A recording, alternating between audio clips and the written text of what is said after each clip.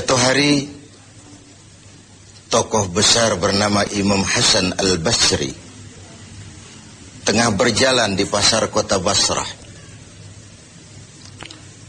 Datang seseorang lalu bertanya kepada beliau, "Ya Aba Ishaq," wahai Abu Ishaq, panggilan buat Imam Hasan Al-Basri. Katanya dalam Quran itu, "Ud'uni astajib lakum." Berdoalah kepadaku, aku akan jawab doamu. Mintalah kepadaku, aku akan penuhi permintaanmu. Begitu janji Allah dalam Quran. Lah kami ini, kata si orang tadi, sudah lama berdoa kepada Allah. Sudah banyak kali kami memohon kepadanya. Wah, kok sampai sekarang doa kami nggak dijawab-jawab, nggak pernah dikabulkan. Ini bagaimana? Katanya berdoa, aku kabulkan. Sudah lama kami berdoa. Kenapa nggak pernah dikabul-kabulkan? Apa doa kami salah pasang? Apa Tuhan pas kebetulan nggak dengar? Atau bagaimana ini? Imam Hasan Al-Basri senyum lalu menjawab, "Ya ahlal Basrah, hai penduduk Basrah, hatimu mati. Dari hati yang mati, bagaimana mungkin doa akan terjawab? Tidak ada getaran yang menyebabkan channel kepada Allah itu nyambung. Tidak ada. Dari hati yang mati, doa tidak mengeluarkan getaran untuk sampai kepada aras. Hatimu mati, maka doamu tidak dikabulkan." Kita renungkanlah jawaban ini. Sederhana, doa tidak didengar Tuhan. Permohonan tidak dikabulkan olehnya. Tapi kalau kita mau menukik kepada renungan yang lebih jauh, kemalangan apa yang lebih besar selain daripada kalau Allah sudah berpaling kepada kita dalam hidup ini?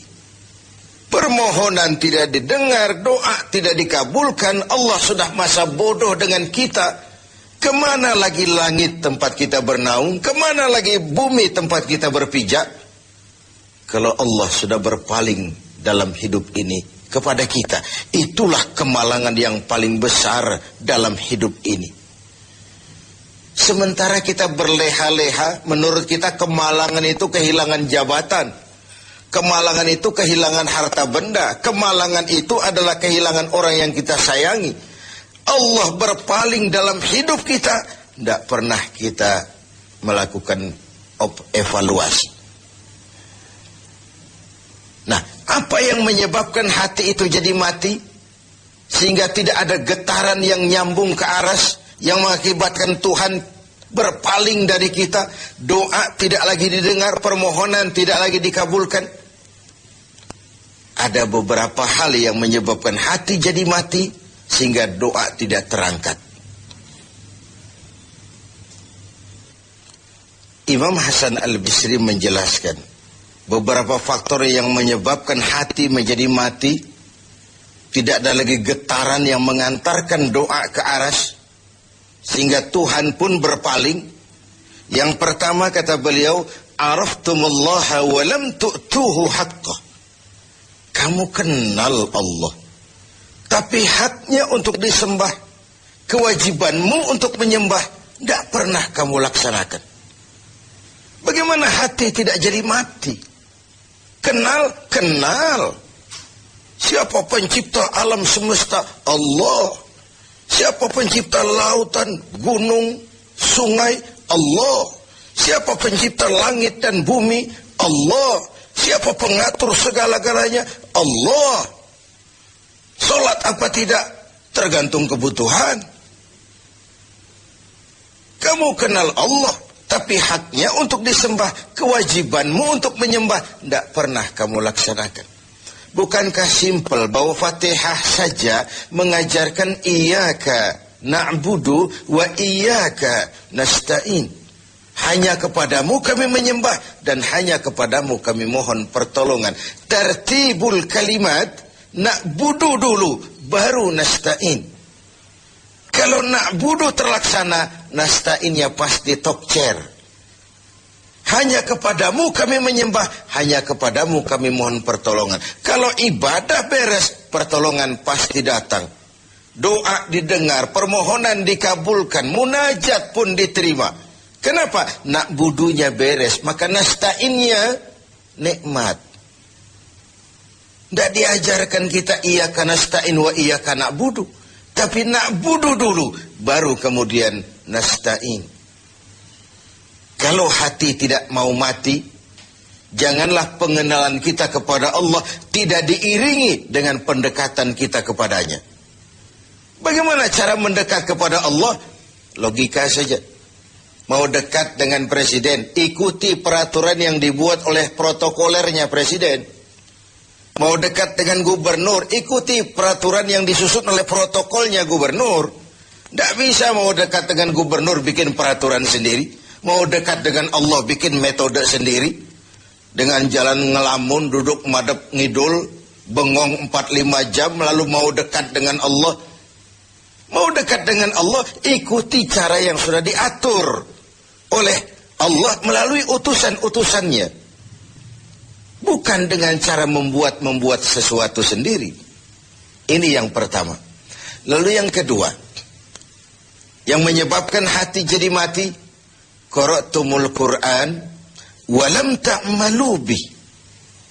Kamu baca Al-Quran, kamu dengungkan Al-Quran, kamu sanjung Al-Quran, walam ta'malu bih. Tapi isinya, ajarannya tidak pernah kamu laksanakan. Isinya, ajarannya sering malah diinjak-injak. Bukankah kita hidup di satu zaman di mana tuntunan sudah menjadi tontonan, dan tontonan sering dianggap sebagai tuntunan? Bukankah kita hidup di satu masa di mana orang yang jujur dikhianati dan pengkhianat malah diberikan amanah? Bukankah zaman ini sudah terjadi pergeseran nilai yang sedemikian rupa? Kita baca Al-Quran, kita musabakohkan pula bacaannya, tapi isinya, ajarannya tidak pernah kita laksanakan. Bahkan nyaris sering kita injak-injak. Hati jadi mati. Sama dengan kalau kita dikirimi surat oleh seseorang yang sangat kita kagumi. Kita baca surat itu siang malam. Kita ceritakan kepada orang, saya dikirimi surat oleh orang yang sangat saya kagumi. Tapi perintah yang ada dalam surat itu tidak pernah kita laksanakan. Saya percaya betul yang kirim surat mesti marah. Kau baca itu penting supaya kau ngerti apa isinya. Tapi setelah kau ngerti, mbok ya laksanakan. Begitu Al-Quran diturunkan kepada kita. Kamu baca Al-Quran, tapi isinya tidak pernah kamu amalkan. Bagaimana hati tidak akan menjadi mati karenanya? Pemirsa TV 7 yang berbahagia. Yang ketiga, penyebab hati itu menjadi mati, akaltum ni'mata rabbikum walam tashkurulah. Kamu makan nikmat Tuhanmu, tapi tidak pernah kamu bersyukur kepadanya. Ikan Tuhan di laut itu tiap hari diciduki, tapi Tuhannya diabaikan. Tidak pernah sesaat pun dalam hidup ini nikmat Allah pernah berhenti. Sejak kita bangun tidur sampai kita tidur kembali, bahkan tidur itu sendiri. Dari sekian nikmat yang kita tidak akan pernah sanggup menghitungnya, Tuhan cuma minta syukuri nikmat itu. Kalau kau syukuri, aku tambah. Kalau kau ingkar, azabku itu pedih. Tiap hari kau makan nikmat Tuhanmu, akaltum ni'mata rabbikum. Kau makan nikmat dari Tuhanmu, walam tashkurulah. Tapi kepadanya kamu tidak pernah bersyukur. Baik syukur dalam bentuk ucapan, lebih-lebih syukur dalam bentuk perbuatan. Karena kalau syukur ucapan semua bisa. Alhamdulillah, terima kasih Tuhan, puji syukur, terima kasih Tuhan. Tapi perbuatannya sering tidak sinkron dengan ucapannya. Kalau saya diberikan harta oleh Allah, mulut saya tidak pernah berhenti. Alhamdulillah, Tuhan terima kasih dikasih harta. Tapi pelitnya 17 setan. Rasanya orang itu baru syukur perbuatan, baru syukur ucapan, belum syukur perbuatan. Karena syukur perbuatan artinya mempergunakan suatu nikmat sesuai dengan kehendak yang memberikan nikmat itu. Allah memberikan harta kepada saya. Apa yang Allah kehendaki dengan menggunakan harta ini? Bagaimana kehendak Allah tentang penggunaan harta ini? Allah memberikan jabatan kepada saya. Apa yang Allah kehendaki dengan memberikan jabatan ini kepada saya? Mempergunakan suatu nikmat sesuai dengan kehendak yang memberinya. Itulah syukur yang sebenarnya. Ini yang keempat.